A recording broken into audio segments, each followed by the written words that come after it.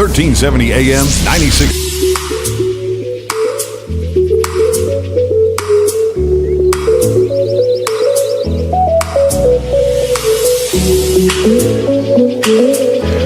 All right, 10 minutes before 11 o'clock. Thank you for tuning in. Are you looking for a good book to read now that the kids went back to school? I know. Yeah. You couldn't wait for them to go back to school. Now you're kind of, what do you do now, right? I know. It doesn't take that long to clean up the house, right? So you get a good book. I got something here to recommend to you. It is called The Bitterroots. It's written by our guest, C.J. Box. He's an award-winning New York Times best-selling author. I did find the book on Amazon where it's getting really good reviews. It's available as every format. It's got a paperback, hardcover, audiobook, and Kindle. C.J. Box, good morning. It's an honor to have you on our show. Good morning. Thanks for having me on. And where are you? Where are you calling from? I am in Scottsdale. The book's publication is today, and I've got an event tonight. All right. And the story takes place in Montana? Does the story take place in Montana? Can you hear me? Hello, CJ? Hello? Hello, CJ? CJ, can you hear us? Yes. Okay. Does the story take place... Barely. I can barely hear you, but I can hear you. Let me see if that helps. Does the story take place in Montana? Yes, it does, in the Bitterroot Valley of Montana, which is in the northwestern part, hard against Idaho. Oh, okay. Why is it set there? Do you have roots there, or have you been there? I have been there. I used to have relatives who live there. It's set there because the protagonist of Cassie Duell, who's been in several previous books, has opened up an private investigative firm in Bozeman, Montana. And one of her first jobs is to work for a defense attorney who's trying to defend the oldest son of a dynastic ranch family who's accused of assaulting his 15-year-old niece. And Cassie goes into the Bitterroot Valley to confirm the charges, and while she does, she's hoping that the sheriff's department did a good job because she wants this guy put away forever. But when she gets there, there's a lot of pushback from the local law enforcement and from the ranch family itself, and she discovers that there's a lot more to this case than she hoped. And Cassie is going through her own pain. I mean, she's a mom, and she has to leave her child. That's right. She's a single mom. Her husband died about 12 years before in Afghanistan, so she's been raising her now 15-year-old son on her own, and she hoped that by starting her own firm she'd be able to spend more time with them and set her own hours, but finds that she's on the road a lot and feels guilty about it. So there's a dynamic between Cassie and her son and her mother on one side, and then the very dysfunctional ranch family on the other. And is the problem with the ranch family that they're loyal and they're, even though they know somebody's guilty, they don't want to turn them in or rat on them? No, they all hate each other so much that they'd like to get rid of every sibling. And Cassie's trying to unravel the loyalties and the plots between all of the grandsons of the founder of the ranch. It's based on a lot of ranch families that kind of implode at the third or fourth generation when they have lots of holdings, and some people want to sell, some people want to stick, and generally they go to war. So this is a double meaning, Bitterroots. Then there's an actual place, but the whole family has bitter roots, right? Exactly, and you're the first person to bring that up, so congrats. Yes, it does have a double meaning. And the entire region is a character in itself that you write about, where the story is set. It really is. It's very, that part of Montana is almost more Pacific Northwest than what you'd think of as Montana. It's very mountainous, very wooded, a lot of rain. The industries there are, logging and timber and building log cabins and shipping them out. But it's, in the last few years, has become very gentrified. So it's sort of changing the character of the area.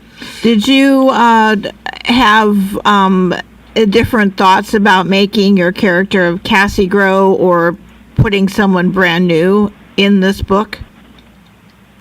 I've really come to like writing the character of Cassie, and she's been very, very well received by readers.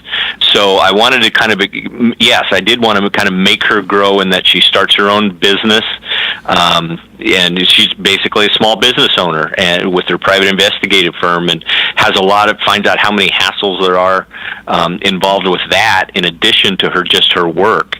And she's got the kind of the problem of being in law enforcement all of her life, and now, in a sense, switching sides and working for a defense attorney. And it seems like you've interlaced the trials and tribulations of the characters in your book to the trials and tribulations of real people. It feels like we're totally immersed in the story. Well, thank you very much. I try to do that. I like writing about and reading about people who I can empathize with, who aren't perfect, who aren't superheroes, who aren't larger than life, but who do the best they can and do a good job. And that's the kind of person that Cassie is that she's no adventurous woman who beats up a lot of guys. She's kind of overweight. She just does her best, and she's very relentless. Because you've had Cassie Duell as a character through so many books, does the history, even though you created it, but does it play a role in how she deals with the Kleinessers? Is that the family name, Klein? Is that right? Kleinsasser. Yes, absolutely. She really wants to be able to trust everybody in law enforcement, since that's what she did. So when she goes up against a sheriff's department that seems corrupt, she's bitter and she's resentful, and she's sort of surprised that being on the other side and not having a badge, how limiting that is to her. And then you have the character of Isabel, who is sort of the catalyst. Right. Yes, her mother, who's been in all of the books, who is one of the last pure hippies in Montana, and it lives with Cassie, and it's a very conflicted relationship. The book is called The Bitterroots. I think you've told us enough to make us want to read the rest of it. Robin, I think, read the whole thing, right? Yes. I have not, but I want to give it away to one of our listeners if I have a chance here. If you call right now, 622-9622, I'll pick one call at random, and it'll be waiting for you here. And you got to get the rest of the books also. I mean, you've got a real legacy, CJ. So I want to make sure the listeners know. Well, there's 25 books now, which amazes me when I think about it. Wow. How many books does Cassie Duell show up in? This will be the 5th one. Okay. Do I have a caller calling in? I think so. No, I don't. No? I don't see one. Oh. Do you have a website you'd like to recommend? Sure. cjbox.net. It's got information on the book, all of the books, the current book tour, and a lot of interviews and reviews. I think it's absolutely amazing how you can take some type of a region that people are not familiar with because we don't reside there, and make it endearing to the reader. But not just the region, but the personalities themselves of the characters. Well, I'm a reader too, and I love it when I read a book where the author has a great sense of place, no matter where it is in the world, where I feel like I know more about that place when I in the book than a lot of people who even live there. So I try to do that, and I appreciate you saying that. Yeah, I think that sometimes when you have a character, when a writer has a character that's been around for a while, you kind of, and you're familiar with that character as a reader, you become more empathetic, I guess, or even sometimes things are humorous that might not be humorous to the person who hasn't read the previous books.